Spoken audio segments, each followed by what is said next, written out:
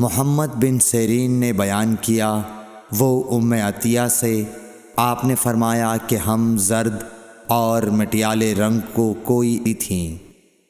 صحیح بخاری حدیث نمبر 326۔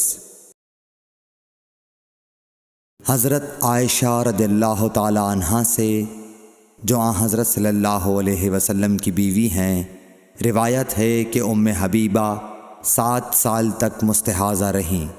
انہوں نے نبی کریم صلی اللہ علیہ وسلم سے اس کے بارے میں پوچھا تو آپ صلی اللہ علیہ وسلم نے انہیں غسل کرنے کا حکم دیا اور فرمایا کہ یہ رگ کی وجہ سے بیماری ہے، پس ام حبیبہ ہر نماز کے لیے غسل کرتی تھیں۔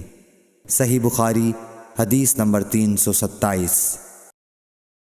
حضرت عائشہ رضی اللہ تعالی عنہا سے روایت ہے کہ انہوں نے رسول کریم صلی اللہ علیہ وسلم سے کہا کہ حضور، صفیہ بنت حی کو حج میں حیض آ گیا۔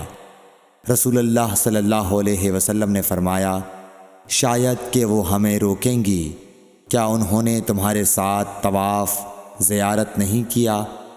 عورتوں نے جواب دیا کہ کر لیا ہے۔ آپ نے اس پر فرمایا کہ پھر نکلو۔ صحیح بخاری حدیث نمبر 328۔